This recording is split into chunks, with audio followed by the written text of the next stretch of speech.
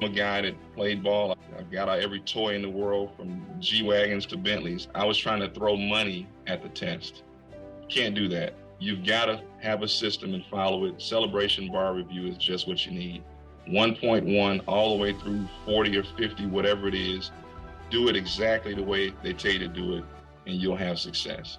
Hey, everybody. Welcome back to Hanging Out with Successful Bar Exam Takers. And we have a story today that I know you're going to be interested in, and a really exciting and fun story. I have with us today Joe Stevens. And Joe, welcome and congratulations on passing the UBE in Texas. Thank you so much. Thank you. Now, folks, you might, as you start to think Joe Stevens and you look at the picture, you're like, that name sounds familiar. How would people know you, Joe? Former NBA basketball player in the mid-90s for the Houston Rockets. I played with Barkley, Elijah Wan, and Drexler. Back in the good old days when the Rockets used to actually win games, not like today's team, but in all seriousness. And now I currently serve as a justice of the peace in Harris County, from one bench to the other, as my dad would say. That's quite a story. There aren't a lot of former NBA players that sit on the bench. And you did this in an interesting way because in Texas, a justice of the peace can be appointed or elected, and you don't have to be a member of the bar. Is that right? That's absolutely true. I'll never forget my first trial. Of course, it's Murphy's Law. You'll be baptized by fire. I got a young South Texas attorney and a young University of Houston attorney. And they're throwing back every motion in limine. Judge, I want to invoke the rule, objection, hearsay, objection, anything you can imagine. And I'm like trying to Google what they're talking about. Oh, you want to invoke the rule? Sir, you need to have your witness step outside, and basically faking it till I make it. And I realized I want to speak their language. There's something not necessarily wrong, but the trier of fact should understand the terminology that they're talking about. So that's when I decided to pursue my law degree. So you went to law school at that point. And where did you go to law school? I ended up going to South Texas College of Law. I took the LSAT and they did pretty well on it. And chose between University of Houston. They had a part-time program because, of course, I'm working. I'm a father of three and I've got a wife. And then let me go to law school. And luckily, I was able to do it part-time at South Texas. Great school, by the way. Yeah. And then you graduate, and of course, it's time to take the bar. And the bar exam in Texas, like almost everywhere else right now, is brutally difficult, right? And I want to talk about the point at which you come into our orbit, because we're about, I don't know, maybe 6 weeks before the bar exam, something like that.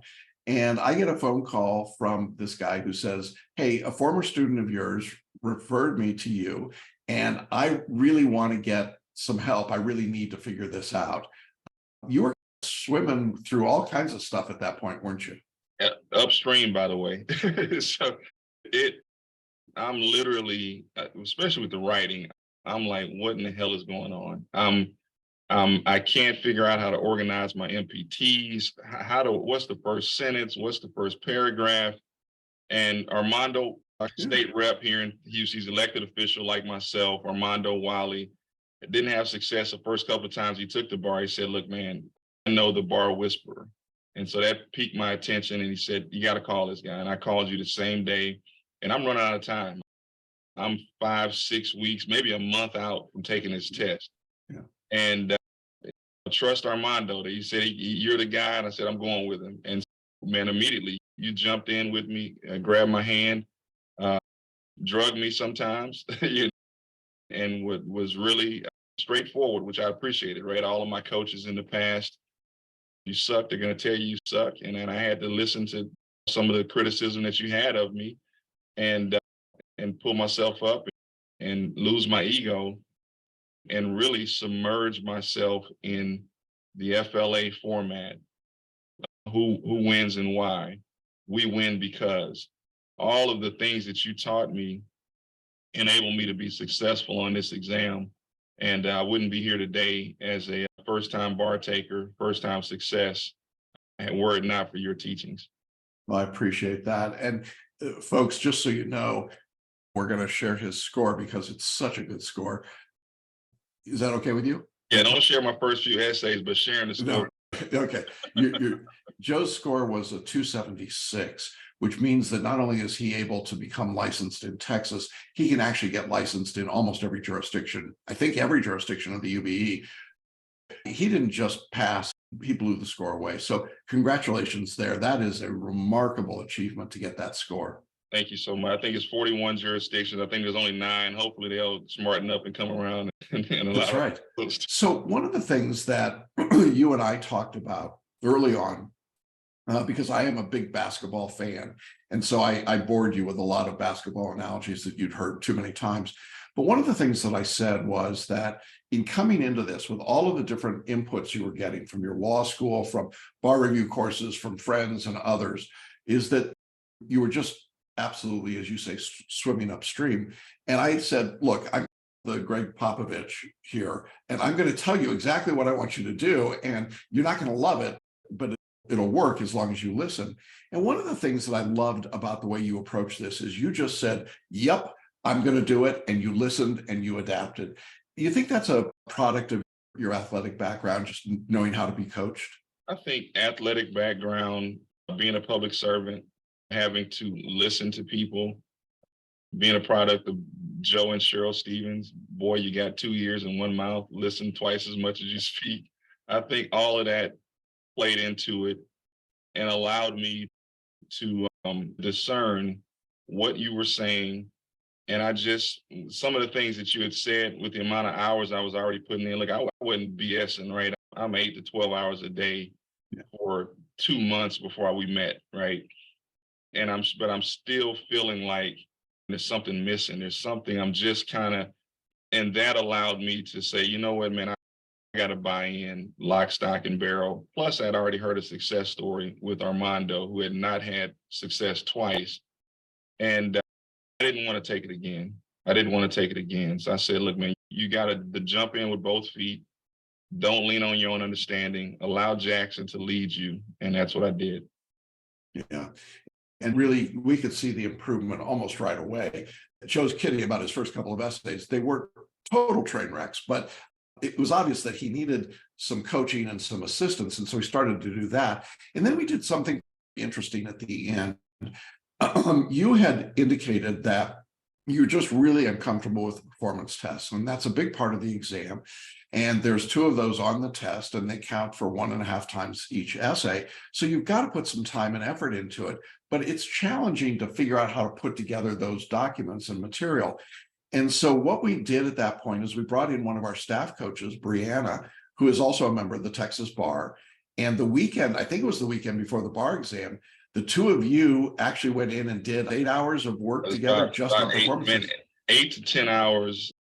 Or I'm gonna take her to an Astros game or a Rockets game, or just maybe for a steak. She was a savant like yourself, who was also had success at it as well. I think Brianne got a 148 on her written portion, maybe. Yeah, she's crazy. The thing that resonated with me that you shared was how bar examiners think, right? The school doesn't teach you that. Adaptive Bar, all these other programs, they don't teach you how an actual test grader is thinking. And when you kind of shared with me how many tests they're grading, I'm skimming through the answers. Here's what to give these people that's palatable for them so that you can get a good grade and get in and get out. And that's what I did. I just listened to that, and that just gave me some insight into what they were thinking and helped me really compartmentalize what it was I wanted to convey to this person who was grading my test and 1,600 other tests. Yeah, and you were smart enough to listen to that and adopt it. And I remember talking to Brianna when she finished that weekend before the bar exam and saying, how's Joe doing? And she said, oh, he's going to pass. And I said, that's my feeling too. And she said, he's doing the work and he's making the improvements and he's really going to be ready. And I think one of the things that people lose sight of, they think it's easy. You just walk into the exam and you take it.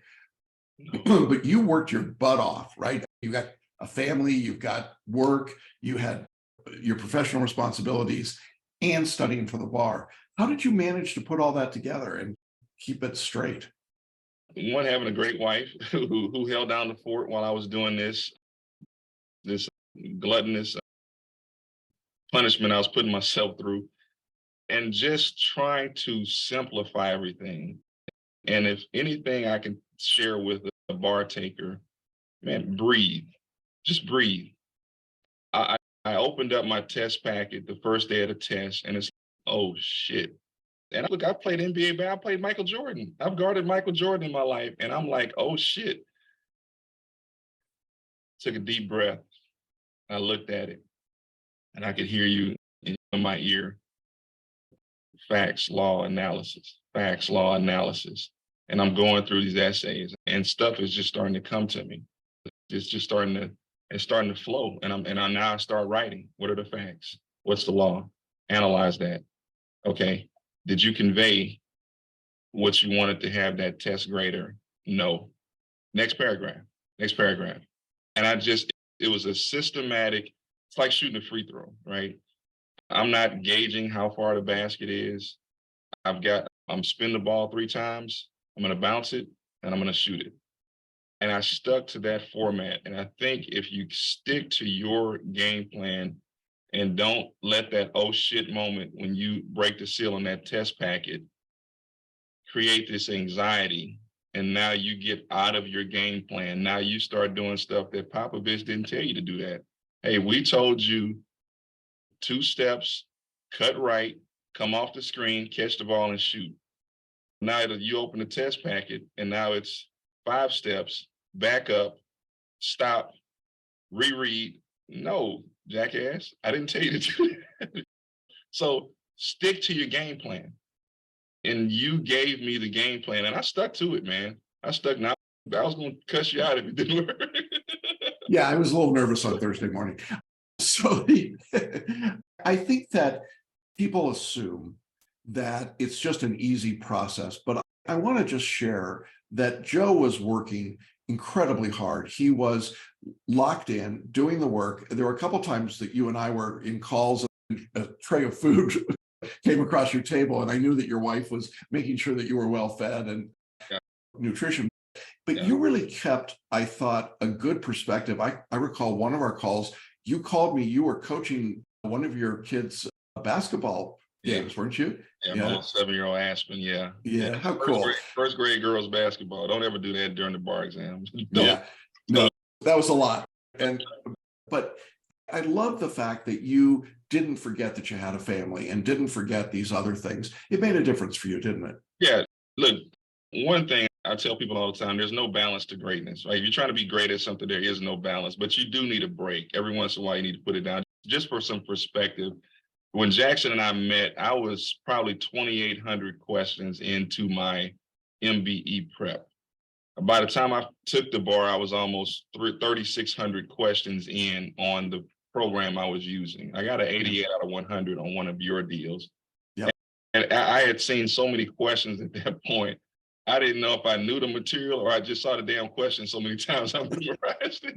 And so I'm like, Jackson, do I really know this stuff? So just to give some perspective of how hard I worked at that point, and even still got in the multiple choice portion of the test. And I'm like, dude, I don't know what I'm doing. And it really helped just to have a system in place prior to taking the test. I know that you're busy and I know that you've got a lot going on. I just want to wrap up by asking you what advice you would give someone who is getting ready to take the bar exam and trying to figure out what they should do and how they should approach this. I would tell them, one, from a systematic standpoint, take it initially one subject at a time as you prepare. Whatever program you're using, if you're using Celebration Bar Review, just follow the 1.1, 1.2, go through the system exactly the way they tell you to do it.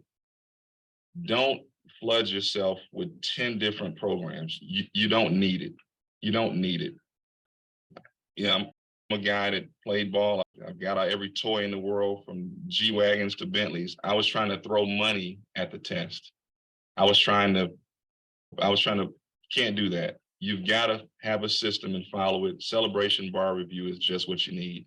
1.1 all the way through 40 or 50, whatever it is, do it exactly the way they tell you to do it, and you'll have success. It's going to make it simple. It's going to give you a framework for how you should attack it. And when you get in the test, you'll understand what it is these bar examiner graders want you to convey. Well, thank you, Joe. I really appreciate that. That's very kind of you. I think that's great advice to offer people. And again, congratulations. We are so proud of you and excited for you. Excited to see the impact that you make as a member of the Texas Bar and probably other jurisdictions. With that score, you can pick anything you want, right? Thank you. And next up, private plane. That's my next goal. So I need some cases now. All right, good. That's excellent. Hopefully we'll get you some from this. Listen, thanks again for sharing your time with us.